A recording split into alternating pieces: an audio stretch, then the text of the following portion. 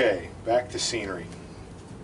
So this is an area that has been just bare plywood for a very, very long time, and had kind of completed the scenery on either side of it. This is scenery I had done probably 3 years ago, so I've changed a lot of my methods since then.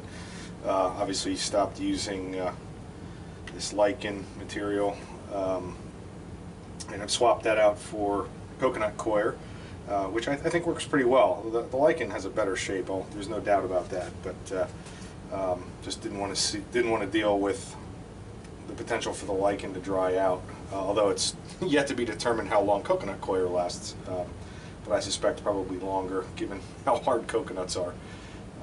This area, the reason I was delaying was because this area I initially started before I had completely gotten enough research done, and I was in a hurry to be able to build a railroad and run trains, and so I skipped ahead a little bit and later found information to identify track plans and so forth that I wish I would have had sooner. So I was kind of in a scenario where I was stuck trying to figure out how I wanted to proceed. So this is the B&O main line, and this is what I was initially laying out as the Penn Central line. So that would make this West Penn Crossing, and that would make this tower VO Tower. This is just a cardboard mock-up, obviously, and I alluded to that in a video several years ago about the VO Tower. I have a photo of VO Tower. It was a Pennsylvania Railroad tower in Mike Zolich's book, which is actually a very attractive looking tower. I have a photo I found on the internet from the 80s, I think like 83. Again, I'm modeling 74 in 83, that shows it is basically like a a one-story block building with some kind of second-story addition. It is probably the ugliest tower I've ever seen. So I figured, you know what, that would be fun to model. Let's model something that is very atypical. So if I do it right, it should actually create some character and some interest.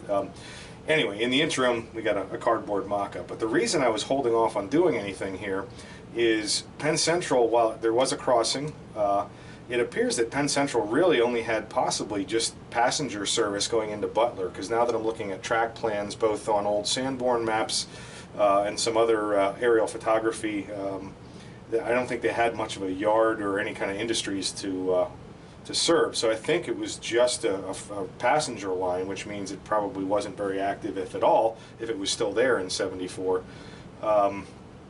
As you also may have noticed, I'm modeling the Pullman Standard Car Company, and that is in Butler, Pennsylvania, but that was served by the Bessemer and Lake Erie. So what I've been doing is actually using this as the Bessemer and Lake Erie line. I interchange cars. You can see there's a few here. I can fit about 6 or 8 cars. I have to break them to cross the diamond, but it creates nice interchange traffic. But I was thinking about actually making this the B&O main line, swapping that and having that connect directly into the Bessemer track, and then taking these two tracks and connecting them, and that way creating there's actually a Y, and it's still there now, Y between the Bessemer and Lake Erie and the B&O. Now it's all Buffalo, Rochester, and Pittsburgh, or BP rather, which is a Genesee and Wyoming company. But there was a Y there, there is a Y there, and this leg of the Y was actually called Butler Transfer, according to some railroad drawings that I have. So I was thinking about doing that, and the reason I didn't, because the transfer yard actually has several tracks. This is an 18-inch radius turn, so putting another track inside that was really just not going to work geometrically. So I figured, you know what, I'm just going to keep it the way it is. It's not prototypically accurate, but why go back and do it if I couldn't get the geometry I wanted? If I could go back and make it the way I wanted, I probably would have, but since I really couldn't get the final outcome, I'm just going to leave it as is. So I made this just a little area around VO Tower. Again, probably was knocked down, well, it was still there in the 80s, but it certainly wasn't highly utilized. But I'm going to make it an area with some maintenance away stuff. I actually found a Ford truck, a 67 Ford, I think, was really close to B&O blue, so I'll probably find some decals that I have and letter that up for a B&O maintenance vehicle. Not a high rail vehicle, but at least it'll be a B&O maintenance vehicle. And started with a pile of ballast. Did some foam scenery here and along the backdrop, and tried to create a driveway that just kind of fades away into the background. So this is just the base scenery, and what I'm going to do is start doing the underbrush and understory materials, and then we'll put the trees in on top. I've got a lot of work to do on gravel, and Rob Bennett has discussed a couple of times how much of a challenge modeling gravel is, and I concur with him. It certainly is. So I've been using some grout, I've been using black paint, I've been using gray paint, and I also just bought some Woodland Scenics fine gray ballast. So seeing if we can't, with those different textures and colors, see if we can't come up with something that works reasonably well. All right, I'm going to start with some bushes. This is Forest Blend bushes. I've used these previously in other videos, and these really work well to tie into the backdrop.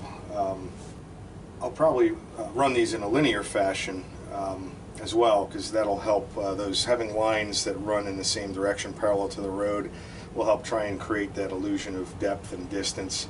So I'll tie some in here as well. Then we'll use some other materials to fill out the rest of the understory. And I've got another batch of trees in progress, so those will probably be ready for tomorrow. So let's move ahead, get that done, and I'll try and work in some of the blending some of the road area as well.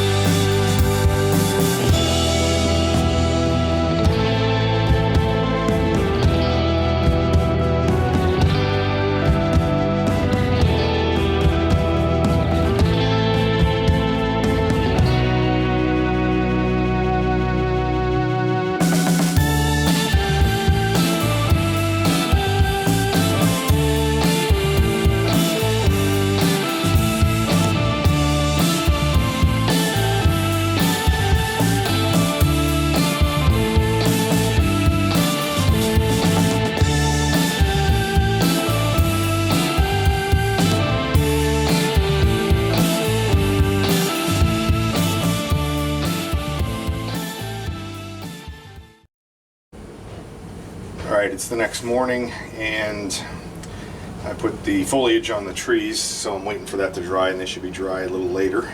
So while I'm waiting for that to dry, I'm going to come back in and do a little bit more work with some understory vegetation along the edges. I did static grass in a number of different places just to touch up some of the existing scenery, and I redid the gravel lot again. What I ended up doing was actually spraying wet water over the entire area, pouring some diluted Mod Podge down, and then I actually dumped enough grout that I was able to kind of brush it around and spread it with a brush. I guess I could have done it with a small trowel too. And that actually came out pretty well. It's obviously very hard because it's cured grout. Got some nice different tones, and I'm not 100% satisfied with it, but I I think I'm starting to get into an area where I think the technique will develop. So I think I'm onto something, I guess is what I'm saying. So it'll be interesting to see in my future gravel areas, see how I can improve upon that. But I think it's at least worth investigating.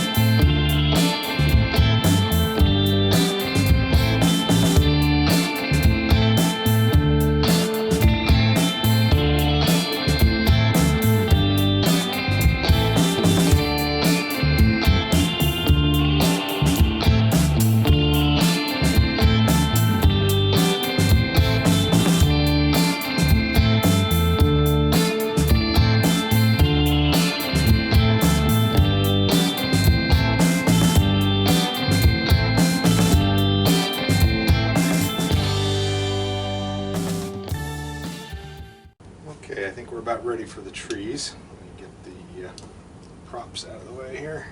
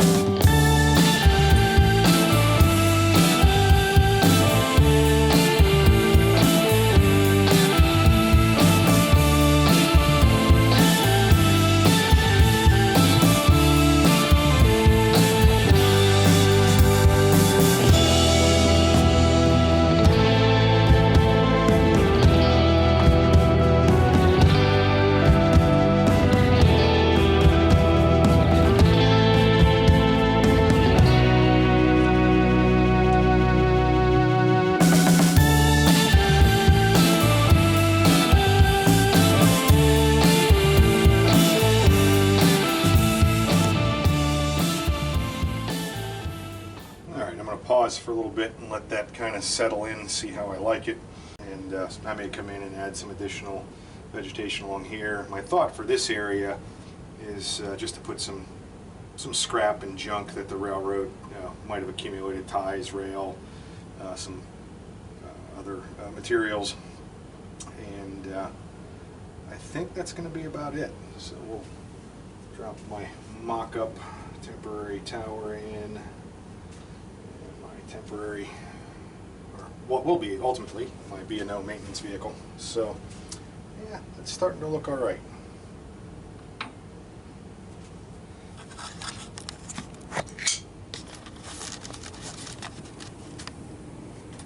Just get a little bit of a bird's eye view.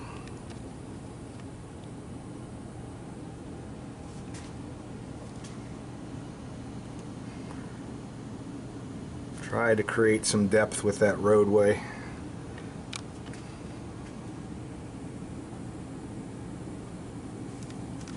And as I've done in the past, I used some lighter green trees in the foreground, darker green trees in the background, just to give it a little bit of variation. Obviously a lot more details, like I said, the garbage in that hillside there, and there'll be other stuff I think I'll put all around the tower and the parking area. Certainly better than bare plywood. Yeah, I definitely need to do something additional in this area here. Looks a little bit sparse. Probably not too much, just a little bit to break up that linear nature on either direction. Almost looks like I intentionally left a margin and I didn't mean to do that. So we're getting pretty close to one more section done, and now I'm going to have to start building structures.